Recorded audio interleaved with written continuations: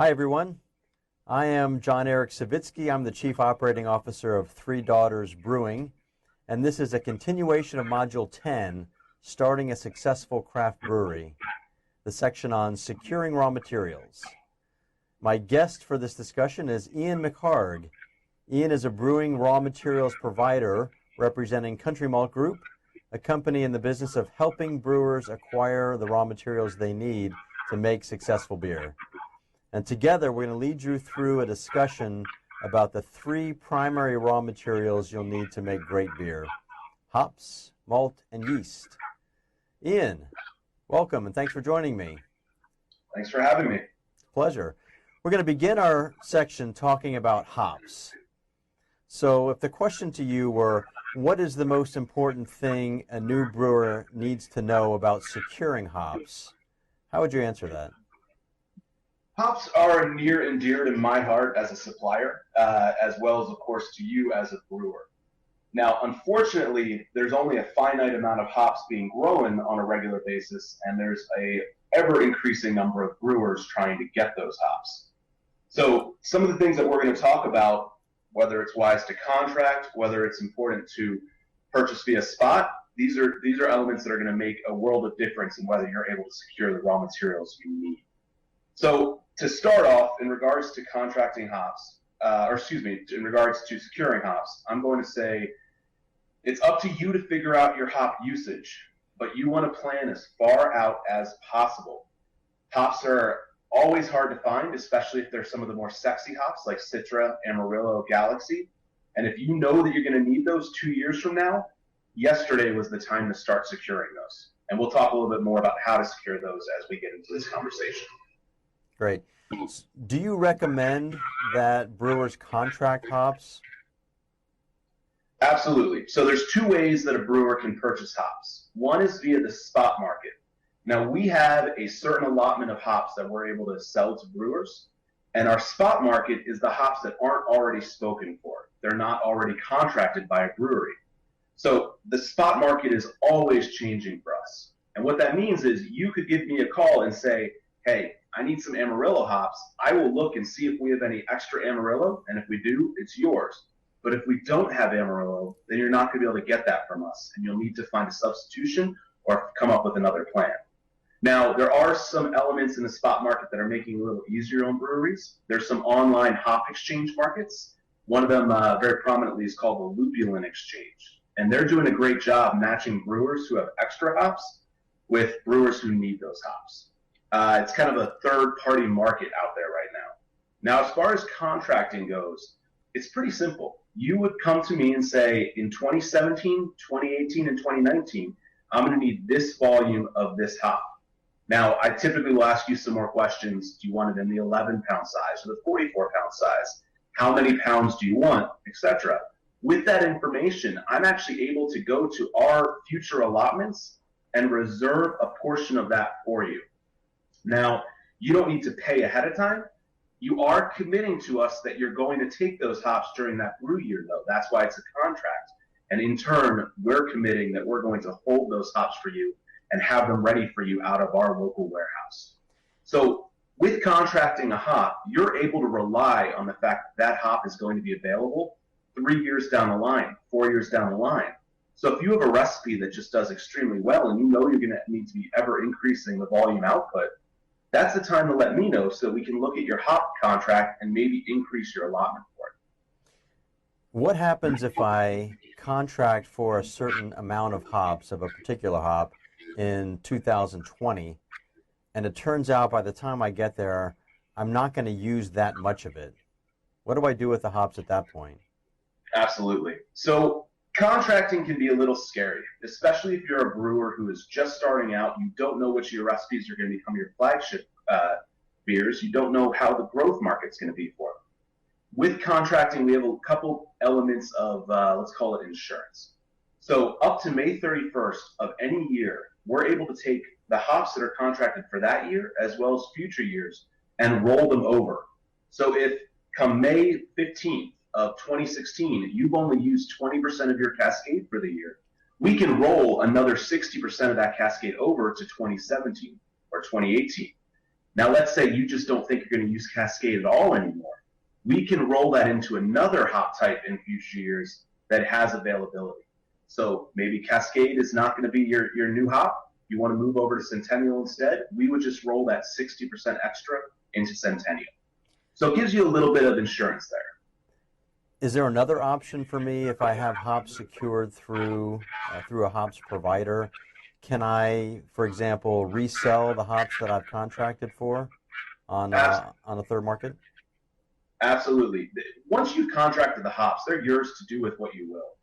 So, for instance, we have a number of folks that did not roll some of their hops over, but are looking very long right now, which means they have more hops than they need. So those folks are working with me as well as going out independently and looking on the market to try and find other brewers that might make use of that hop. So I will tell you, especially as the year progresses, we end up playing hop broker quite a bit. Lupulin Exchange helps with that, as well as our own networks. We are a fairly large company nationwide, so we're able to reach out to our other sales managers, talk to other breweries in other parts of the country that desperately need those hops and make those matches happen. So that's how it works if I have a surplus of a particular hop. What happens if, by chance, one of the hops that I need runs out? So if you are low on a hop, it comes back to the other side of it, where you reach out to us, let us know, hey, we're hurting. Turns out this recipe is doing a lot better than we thought. We're going to need some more hops. At this point, I will reach out to others that look long on it. We'll look at the lupulin market with you. We'll try and help you find a way to make that difference up. Now, alternatively, I'm also going to talk to you about substituting hops. And that's something that we can dive into here now. Substituting hops is going to be an important skill for a brewer. Basically, if there's one hop variety that you know is crucial to your success, it's going to be good to have some backups for it. So for instance, and you can find these substitutions online very easily. Just Google hop substitution. But once you get immersed into the brewing process and you really learn the nuances of each of these hops, you'll find your own paths yourself. But let's say Cascade is sold out. Ottenham or Amarillo or Centennial are all good substitutions for that. Now, let's say Centennial's sold out. If Centennial's sold out, you're going to want to look at Chinook or maybe even Columbus.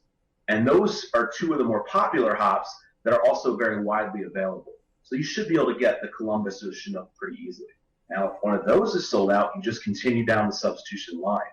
And again, if one hop is unavailable, but what you want, you might look at two different hops to blend together for it. This is really where communication between you and your hop supplier is going to matter the most. We're able to show up, do some samples, actually have you taste and sniff the hops so you understand exactly what the nuances derive from. And there are also brewing listservs all over the web where brewers can go and talk to each other about hops that they may have excess of. Sometimes brewers want to trade hops, one for another. So it's important for you as a brewer to research those listservs as well and see if you can secure some hops from another source. Off the top of my head, two of the most popular listservs are the Brewers Association, in which I get a daily email from brewers reaching out saying, I have excess of this hop or I have desperate need of this one. Our job is to help those people match if they can. Alternatively, besides the Brewers Association, probrewer.com is another very good one. And there's a number of new guys popping up left and right. It's just a matter of keeping abreast of that. Now, John Eric, I will say the most important element of those listservs, if you see somebody has a hop that you need, jump on it. I have watched somebody say they have a hop available, and within 20 seconds, 30 seconds, that hop is gone. So speed is of the essence, and that's going to come back to knowing what your hop needs are. The more you can project that out, the better. Let's take a different direction for a moment. Let's talk about hops pricing. It's pretty well known in the industry today that the price of hops is approaching and in some cases has surpassed red meat pricing. These flowers are really expensive. Let's talk about some of the elements that affect the pricing of hops. For example, how do agricultural elements play into hops prices? Well, I think you hit the nail on the head there. Hops are an agricultural product. And so the pricing is going to be derived from the success or the poor yield of that particular hop. So most of the hops are growing in the Pacific Northwest, in Washington State, Oregon, and even Idaho to an extent. Then we have the European market as well, based on factors like heat, drought, good water supply, etc. It's going to affect the yield of those particular hop types. So when we look at the pricing, it's not somebody arbitrarily saying, hey, I want this hop to be marked up a lot because everybody needs it. It's because demand is high and the yield of that hop is low. So on that note, as a supplier, hops are really just a way that we can make sure you're able to make the beer you need. We have a very small markup on it. The real difference, the real pricing discrepancies or differences come from the farmer to the hop producer and from the producer to the packager. Depending on if they're able to get the allotments that they need, that price is going to differentiate quite a bit. So lately this year, for instance, and I'll give you a mini crop report, I was just out in the Pacific Northwest with one of our strategic partners, Yakima Chief Hop Union. And a lot of the hops are suffering this year. They had a ton of heat over the past year and not a lot of rain. There was no snow, so it didn't create the snowpack that most of the hop farmers relied on. Consequently, they had to rely on their own reservoir and irrigation systems, which are definitely impressive, but it's not quite the natural environment that the hops need to thrive. So there's lower yields on some of the more sexy hops like Centennial and Amarillo this year. All contracts will easily be met, but we're not going to see a very fun-looking spot price on those hops. Now, if we take it over to the European market, Germany's had a brutal year. Germany's hops have had severe drought, some blight instances, and things are just not looking all that great over there. There's going to be plenty of usable hops, but I imagine that the price to get those hops out of the field, packaged and processed, and then brought over to the States, it's going to make them look quite a bit higher as well. Now, the alternative to all this, and it's probably similar to red meat pricing, is if there is a good hop harvest, if it's a good hop growing year, you're going to see those prices drop back down. It's going to be based on what that past agricultural year is. So the advice would be talk with your provider, contract early, and know your needs. Absolutely, all the way around. Great. It will only help you as the brewer to open that discussion and to project out as far as you can. So if we can assume that the brewer is the beer expert on the team and the hops provider is the hops expert on the team, what should a brewer expect from his or her hops provider other than expert advice and information about individual and different kinds of hops? Absolutely. I'll tell you what you shouldn't expect. I am not going to be able to help you scale up your hop needs from, say, a homebrew system to a 20-barrel system. I'm not going to know the nuances of your system and how best to get the utilization that you need to hit that IBU level. I can certainly point you in the direction of all the formulas you might need to figure that out, but you're going to be the master of your process and the master of your system. So that's where I'm not going to be as helpful as I'd like to be. On the flip side, though, as a hop supplier, I can help you with constantly being aware of the state of the hop industry. Which hops are looking good for future years? Which ones are looking like they might have a lower yield? I'm also going to be reaching out to you regularly throughout the year to make sure that you're always able to secure the hops you need in a timely fashion. So if we're looking at, say, 2017, I'm probably going to be talking to you in March of 16 about what you want to get contracted. And I'm going to push you to try and contract that out 2 or 3 or even 4 years ahead of time. Now, if you need some help figuring out the scaling of that, I'll happily get into the paperwork with you and go that route. Alternatively, there's always new hops being released into the market. Yakima Chief Hop Union has an experimental hop division where basically they will constantly be trying to breed hops together to come up with new and creative hop varieties. That process takes about 10 years from the idea to the first generation of that new hop. 10 years. So they've been doing this for 15 or 20 years. We've got tons and tons of new hops that are slowly getting ready to come out into the market. And these have been through a baffling number of different examinations, hop selections, and so on. So every time one of those is getting ready to come out, I will talk to you. I'll let you know. If I can, I'll bring you samples. We can open up a hop bag and just sniff and do an actual sandwich test. It'll be good.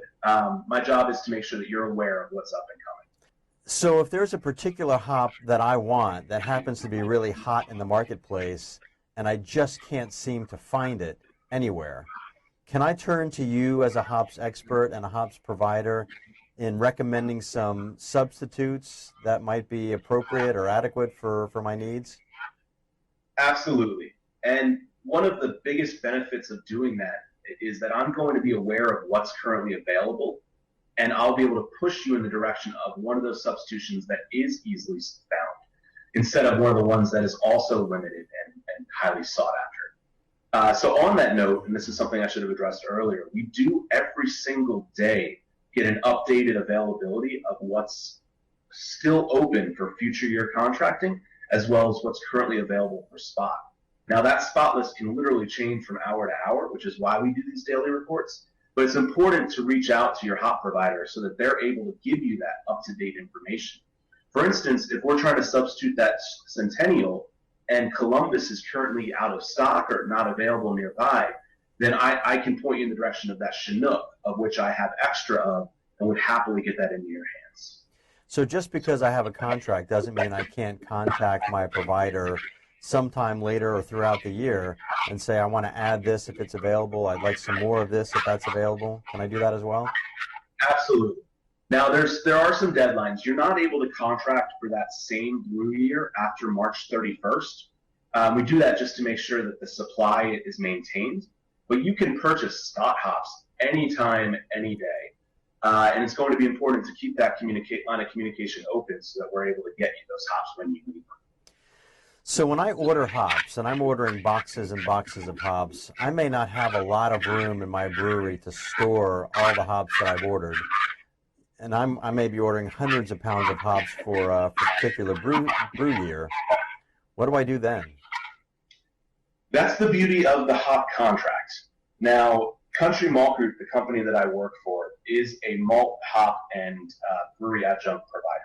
So we have distribution warehouses set up all throughout the country.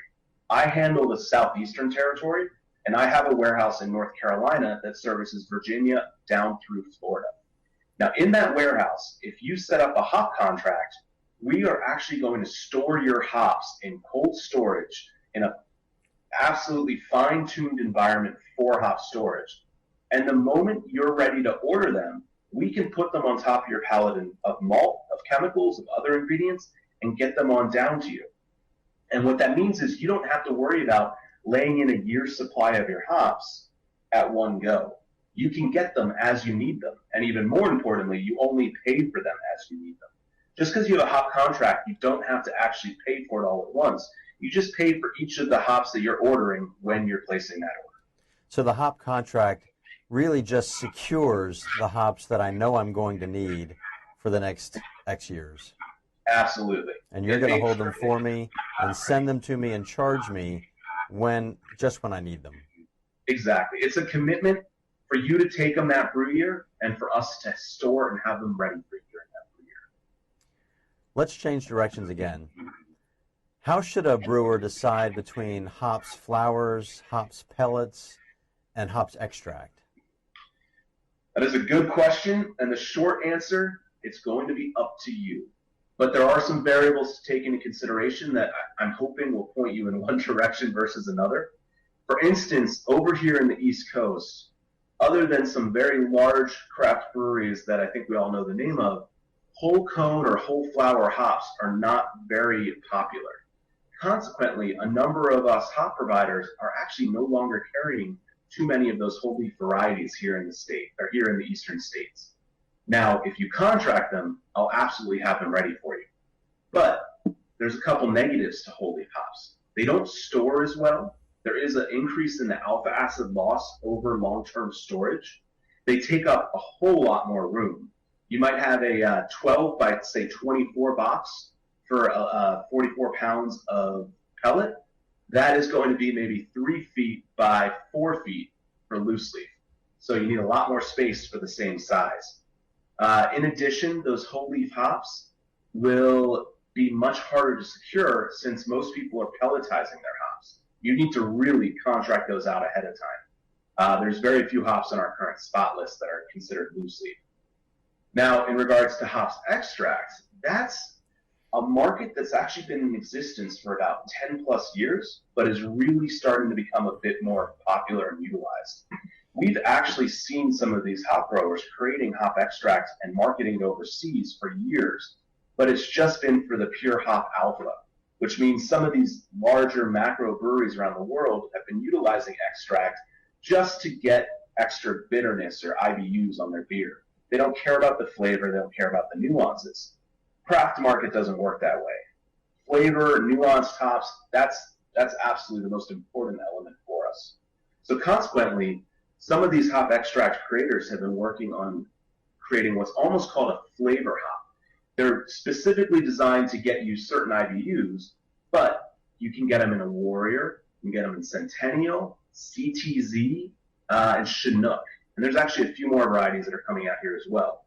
Now, again, these aren't going to get you any sort of aromatic properties, but they are going to get you that level of bitterness along with the nuances of that particular hop variety.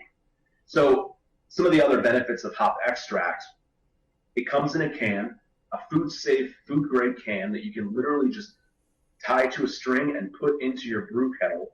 You need to boil it for about 5 minutes or so, 10 minutes to get the full utilization of it. Then just pull it out, and you've added your hops at that point. You don't need to worry about any sort of boil over, hop break, or anything along those lines. You're also not going to have that huge amount of hop shrub down in the base of your kettle that you might if you're using pellets or leaf.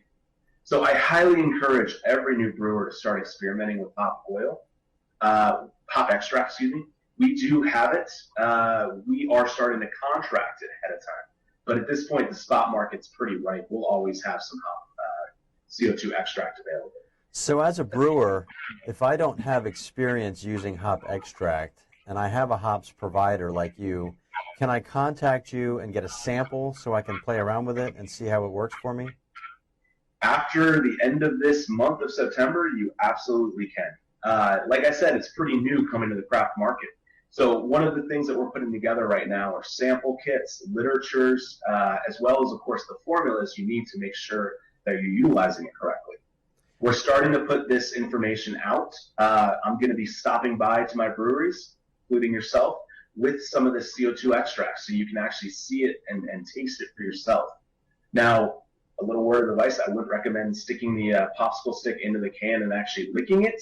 You're going to have a very awful taste for quite a while. But you absolutely should give it a try in your pilot systems, in your smaller homebrew setups. Make sure that it gives you what you want. And I think a lot of people are going to be very happy about it and start moving towards CO2 extract on the bittering side. Great. In this section, we're going to discuss securing the malt you'll need for the brewery. So, Ian, does a brewer need a contract for malt as he does or she does for hops? The short answer is no, not really. Malt is much more widely available. We, as a malt supplier, actually pull from 13 different maltsters. We're about to add 2 more to our lineup as well. So we have large distribution warehouses all throughout the country where we're able to store vast amounts of this malt.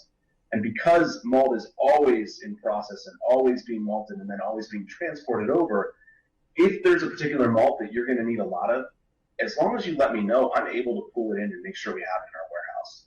Now, as a brewery, if you reach a certain size where you're going to start needing direct containers of that malt, and what that means is 17, 18 pallets of malt. At that point, yes, we're probably going to want to start contracting that.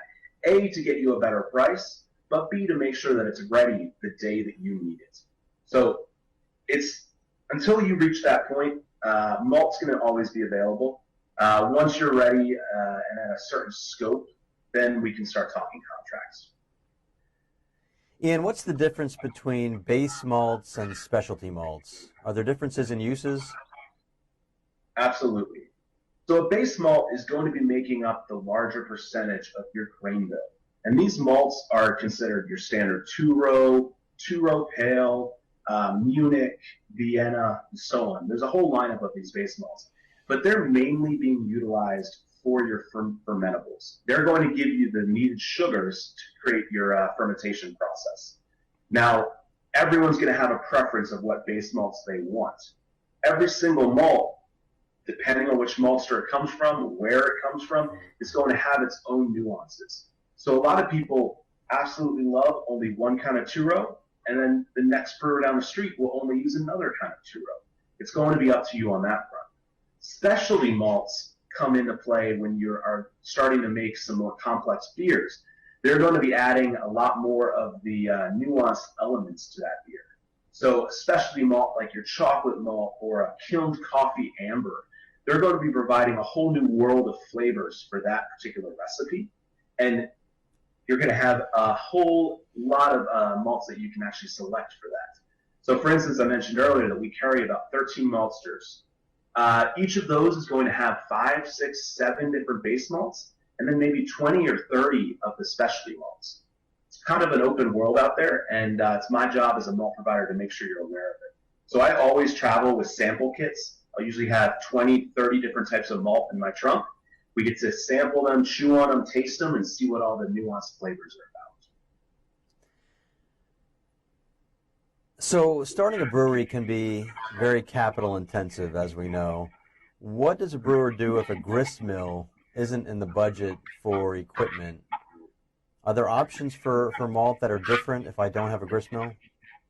You know, sometimes it's not even a factor from the budget. There are actually counties out there that won't allow you to have a malt milling room unless you have a specific structural setup for it. Sometimes I've seen mill rooms that are more akin to a bomb shelter than an actual underground silo might be. So there's a number of reasons, not just financial, that you might not be able to have a mill on site.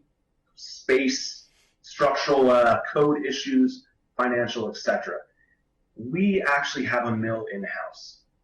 Most malt providers will be able to mill for you, at which point you just request milling on your order. You let them know if you have a preference for a fine crush, a medium crush, or a coarse crush, and they'll actually mill it to that specification. Now, if you get even larger, if you're one of the bigger boys, you can actually request a specific gap setting at that point. Now, at that point, we're talking multiple truckloads of malt coming in and out. But between the 3 settings, you're going to be able to get malt that was as if you had milled it in-house. Now, there are some considerations for that. Milled malt or pre-cracked malt does not last in storage anywhere near as long as uncracked malt. So I personally would recommend that you would use cracked malt within 3 months. You don't want to have it sitting around any longer than that, as it might start to go stale or become a haven for bugs and other issues. Let's talk about bugs and other issues. How important is the storage environment for malt in the brewery, A? And B, can it be stored by the malt provider like hops can be? This is near and dear to my heart. So thank you for asking. To answer the latter part of that question, once you've ordered the malt, it will be shipped out to you. Now, we can store malt until the 2 days before you need it and then get it on out to you. But it's not something that we would actually store in-house for you like we would do with hops. There's just not enough space for that. In regards to storing malt in your own facility, I go to a lot of breweries, and it seems like malt storage for them is almost an afterthought. A lot of times I'll see just a couple shelves set up right near an entranceway or right near a big roll-up door, and that's where all the pallets of malt or bags of malt are stashed. Now, that's fine for a very quick turnaround, but malt is inherently bug food, especially in some of these warmer climates down here in the southeast. Bugs are always on the lookout for some delicious malt to work their way through. And once they find one bag, they're going to quickly spread to others.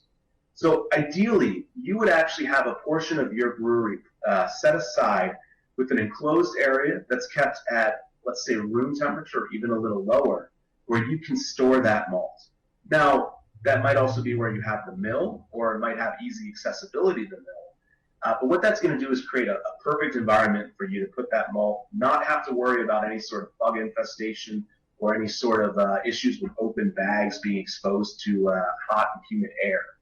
That's going to give you the prime tenure or lifespan of your malt. Now, malt is inherently, it's enclosed. As long as you don't have it milled, they're hanging out within their husks. They'll last at least a year and a half without any sort of degradation or issues. We, on the other hand, in our warehouse, always make sure that we're turning malt out within 6 months so that you definitely have that year and a half lifespan on yours. Some other considerations not often thought about is how you're going to get the malt from the truck to the malt storage area. It really helps if you have a loading dock.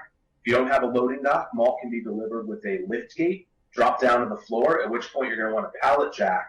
So it's never a good idea to have stairs leading from the truck delivery area over to where the malt needs to be, preferably a ramp or an elevator or some other mechanism like that. So some craft breweries have grain silos. So let's talk about the difference between bagged malt and bulk malt, and also how secure are those grain silos in protecting against bugs? Absolutely. So malt is delivered in a variety of different formats. Your standard format is going to be within the malt bag or the malt sack. That's going to be for domestic malt, such as Breeze and Great Western. That's going to be a 50-pound bag. For all imports, and that will include our Canadian malts, that's going to be a 55-pound bag. Now, you can fit 40 to 42 of those bags on a single pallet for freight and delivery. If you are getting multiple pallets all the time, that can take up a lot of space as well as be somewhat more costly in the long run since all that malt needs to be bagged up. So another option is called a super sack or tote. You'll hear those terms used interchangeably. That can be packaged into an 1,100-pound or a 2,200-pound format. And that just allows you a large amount of one type of malt on hand. And you can keep that into a tote rack where you actually have a meter and you can dial in how much you need and it will drop it out into an auger to bring it up to your grain mill. Or you can do it as easy as just keeping it on a weighted scale and taking a bucket of it as you need. So that one's open to however deep down the rabbit hole of malt handling and conveyance you'd like to go. Now, the biggest format that you can get is called bulk malt. And that is when we would have a truckload of malt delivered to a silo at your brewery, and then it's pneumatically or gravity fed into that silo. Now, silos can be similar to cars. You can get a Cadillac with all sorts of bells and whistles like load cells, viewports, all your logo on the outside, or they can be very, very simple, like just a standard Honda, where you're going to have a load cell or a measuring system at the actual point of the mill. But either way, you're going to need to focus on how you're going to go from the silo to your mill, and that's where a conveyance system comes into play. So conveyance can be as simple as an auger, which is just a chain screw in a PVC pipe that runs through the wall and up into your grain mill. Or you can have what's called a chain disc system. Now, the reason there's so many options is because, well, A, cost is a factor, but B, the damage to the malt during the handling. Your goal is to get malt as pristine condition as possible from the silo into your mill. What that means is you're going to have a very clean crush. You're not going to have a lot of extra little flakes or chaff pieces sitting around, and that's going to be your ideal situation. So chain discs, if you are going to go with a bulk silo, I highly recommend looking into. They're a little bit more money, but they will give you the least operating troubles of any other conveyance element.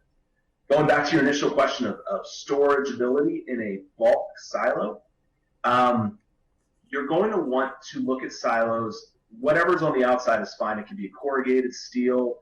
It could be straight wall. It doesn't really matter. The importance is on the inside. You absolutely want a straight walled silo. And what that means is there's no spots for malt to get stuck in any sort of corrugated ridges. It's going to be a clean flowing process. They'll be able to sink to the bottom and you won't have any malt sitting in there for any longer than it needs to be. Some storage considerations. If you're living in the southeastern part of the U.S., we have a lot of heat, humidity, some rough weather, just huge temperature fluctuations. You're going to want to be able to get that malt out of the silo and into your recipes within a minimum of 2 to 3 months. Any longer than that, and a silo is probably not a very good consideration for you. Even though the pricing on malt for a silo is absolutely phenomenal, it's just going to go to waste and introduce a lot of points of potentially moist malt that's created, that's had a chance for bacteria to form, moist malt that's a haven for bug sign and bug infestation. As long as you can turn those silos around within 2 months, 2.5 months, 2 to 3 months, you're going to be looking good. Now, for those breweries that aren't able to handle a huge silo of malt in that time frame, I highly recommend looking at totes or super sacks. They're a personal favorite of mine. They still offer significant cost savings. They're easily handled. They don't take up a lot of room, and the cost to utilize them is very low. Another consideration when looking at a silo is the size of your silo. So to give you an idea of the transportation life cycle of bulk malt, my company out here in the East Coast relies on Canada Malting to provide our bulk malt. Canada Malting has maltsters set up all throughout Canada. We will typically get our malt direct from Thunder Bay or Montreal, and it's actually rail car down to what we have locally near you called a transload center. Transload center is a large depot that is able to warehouse malt, foodstuffs, grain products, etc. So it's rail car down, and then it's kept in massive silos, at which point, if Three Daughters says, hey, we need a silo delivery in 2 days, we would have a truck pick up that malt from the large silo and bring it directly to your brewery, where it unloads into your own silo. The reason why I mention this transportation cycle is because that truck holds a certain amount of malt, typically 47 to 49,000 pounds. You're going to want a silo that's able to take advantage of that entire truckload. Now, you're also not going to want to have to wait till you're completely dry on malt, because at that point, if there's a delivery issue, maybe the truck gets stuck in traffic that you really need to brew that day, you don't have the malt to work with. I highly recommend that you get a silo that's going to be able to take 55 to 60,000 pounds of malt. What that means is you can look in there and see that you got 5,000 or 10,000 pounds left and order your next delivery.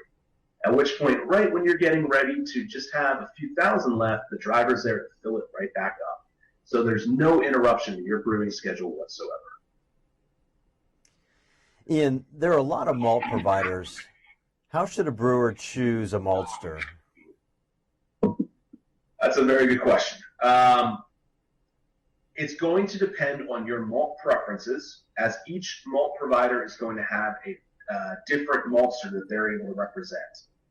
We have one German maltster, whereas our competition might have another German maltster. You'll want to do some blind sampling of both and see which one you prefer. Of course, price is going to be a factor. The logistics of each malt distributor really comes down to where they have a warehouse located and how cheaply they can get that malt to your door. Beyond price and beyond transportation logistics, it's going to come down to relationship. You need to feel comfortable with your malt provider. You need to feel like they're educated and able to give you the information that you need at any point. If there's a new kind of malt coming onto the market, they should be able to show up or send you a sample of it and run you through a tasting of it. If it's something that you're going to want to use, they should be able to offer you specific pricing on it depending on the usage volumes that you have. It's going to be very important for you to actually research your malt providers, and based on the relationship, the price point, and the selection, choose who you'd like to work with. Let's talk a little bit about pricing. Ian, we talked about the agricultural effects on hops pricing. What are some of those agricultural effects on malt pricing? Malt pricing is absolutely dependent on the agricultural state of the industry. Now, you're going to see the most price fluctuations for those bulk customers because they are operating on almost what's considered a future market. For instance, while barley, which is what all the malt you're going to be utilizing is derived from, isn't actively traded, it is following the path of the wheat share industry. So if you look at the wheat market internationally, you'll have a fairly good idea of where barley currently is. I'm not going to get into the details of that, as that would take a considerable amount of time. But when we see a good harvest of barley, and we have a lot of farmers that have the high quality barley that's able to be utilized for malting, we're going to see significantly lower prices. On the flip side, if there's bad weather, drought, or issues that really reduce the barley yield, or even worse, produce barley but of not high enough quality, then we're going to see that price creep up. Over the course of the year, for those bulk customers, I'll actually see the price fluctuate 4, 5, 6 different times. And my job is to make sure that I'm communicating with those bulk users to try and get the lowest price at the best time. I will constantly be giving you updates on what the state of the industry is. And if it looks like it's time to lock in for a future bulk contract, I'll absolutely push you to do so. Now, for us bagged customers, it's not anywhere near as important. We play that same constant game of trying to find barley at the best price. And at the single best time of the year, we buy obscenely large amounts of it. And that is the barley that we get into the malt bags or into the totes as well. So we're able to stick one price on it at that point and enjoy that pricing throughout the entire year. You're not going to see a lot of fluctuation in the malt pricing as you purchase in, say, January versus what you might be purchasing in, say, November. Now, each year there are going to be some updates based on that particular malt, the barley price of it, as well as the malting price process costs. But other than that, a lot of the agricultural factors have already come into play.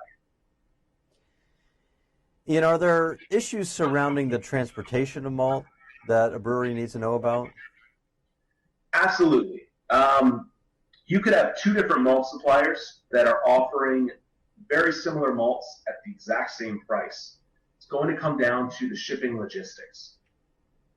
It's going to depend on the location and the freight rates that that company has been able to get from its local transporters. So we have what's called a flat pallet rate to each state.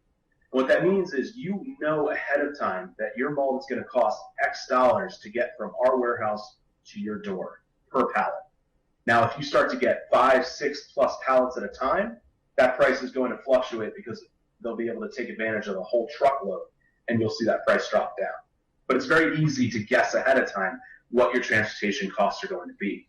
Now, what that means for you as a brewer, you're going to want to try and order as full of a pallet of malt as you can, to the point where if you're going to be 2 or 3 bags over a single pallet, it might be a good idea to either fill up that second pallet all the way or get those 2 or 3 bags taken off. Because otherwise you're going to be paying an additional pallet fee for that second pallet without a lot of malt on it. And it's not going to be very efficient for you or good for your bottom line. In this section, we're going to talk about obtaining the yeast that you're going to need for the brewery. Now, this is a chance for me to ask you some questions, John Eric, as yeast is something that I don't do a lot with and is primarily going to be within the brewer's wheelhouse. So to start off, brewers have the choice between dry and liquid yeast. Can you discuss some of the differences, and are there advantages or disadvantages? Well, historically, there tended to be greater purity with liquid cultures because it was felt that the drying technology wasn't widely available to create a sterile product. But today, most yeast providers, and you should specifically inquire if you're considering ordering dry yeast, but most yeast providers test each batch of yeast they produce to ensure that the product is contaminant-free. And the most significant difference is that there is a much greater variety with liquid yeast because many strains simply can't survive the drying process. And even if they can be dried, there isn't the demand for most strains to make a large enough batch of dry yeast to be economically viable. So the increased variety you're going to find of liquid strains gives brewers more flexibility to produce a lot of different beer styles. But dry yeast can still be a very viable option for some brewers for certain brews. And as you mentioned, I do see that that trend starting to change. I think we've reached the point in technology where we're starting to be able to produce a lot more creative dry yeast samples or dry yeast types in a much more sterile environment. As a supplier, I know that in the past few years, we've only really had 3 to 5 dry yeast offerings, but in the past year and a half, we've actually added a whole new line that has about 10 different types. So I think we're going to start seeing a lot more of the dry yeast types out there. So speaking of providing yeast, because you do facilitate some provision of yeast, how accessible is yeast in comparison to hops and barley? Well, compared to other brewing ingredients, it's quite a bit simpler to get yeast. The reason is that yeast suppliers can build up multiple generations of yeast in a relatively short time, especially compared to growing barley and malting and growing hops. So brewers are generally able to get the quantity and variety that they want relatively quickly. Now, I do offer accessibility to some liquid yeast strains, but really we're just acting as the middleman, and you'd be getting it drop shipped directly from the yeast supplier. Personally, I would recommend that you create that relationship with the yeast supplier yourselves. From a liquid perspective, we've really only had 2 main contenders, White Labs and Y-Yeast, but we've seen a whole dearth of new liquid yeast creators popping up, a lot of them local to you. It's going to be a matter of doing some internet research and finding one of those local suppliers and getting that relationship going. But they can actually come to you with some really unique and amazing yeast strains that are very, very close to your door. All right, so John Eric, should a brewery consider propagating its own yeast? Good question. There are a lot of benefits to propagating your own yeast. You control when and what kind and how much you grow. You control how often you use a new generation of yeast. And you're not paying as you go for new yeast to be delivered. And yeast can be an expensive component to making beer. Of course, one of the drawbacks of a yeast propagator is the cost, which can be in excess of $100,000, which many breweries simply aren't set up to accommodate. Eventually, it will pay for itself. The time depends on, of course, how much beer you produce. So you consider that a 120-barrel pitch of yeast can run you $3,000. Again, depending on how much beer your brewery produces, you can pay for your yeast propagator by making your own yeast and not having to spend for having that yeast delivered whenever you need to brew. For those breweries that aren't able to make their own yeast propagation setup, how does a brewery know how much yeast to order? Well, that partly depends on how much you're brewing and how many generations you're able to use your yeast. Now, generally, yeast companies recommend 6 to 10 generations of yeast. 3 reasons to replace your yeast on a regular timeline. 1 is bacterial contamination, 2 is yeast cell maturation, and 3 is yeast fatigue. So let's talk about those different factors. 1, bacterial contamination is the main cause of off flavors for beer. Bacteria grow at an exponential rate in comparison to the yeast, and yeast in a moist environment is subject to bacteria, as you can imagine, which can ruin your batch. Number 2, yeast cells mature. Yeast cells are like other successful living creatures, and they change. They adapt to their environment. And the adaptation can affect the characteristics of the beer, from subtly to very dramatically. And the third factor is yeast fatigue. So beer is a hostile environment for the yeast, actually. Healthy yeast requires oxygen and food, so think malt. And CO2 and alcohol are actually detrimental to the overall health of the yeast. So the more the yeast is exposed to CO2 and alcohol, the less vital those yeast cells are. So again, it's important to learn the behavior of yeast and study your yeast's health on a regular basis to know when it's the right time to change yeast and to reorder.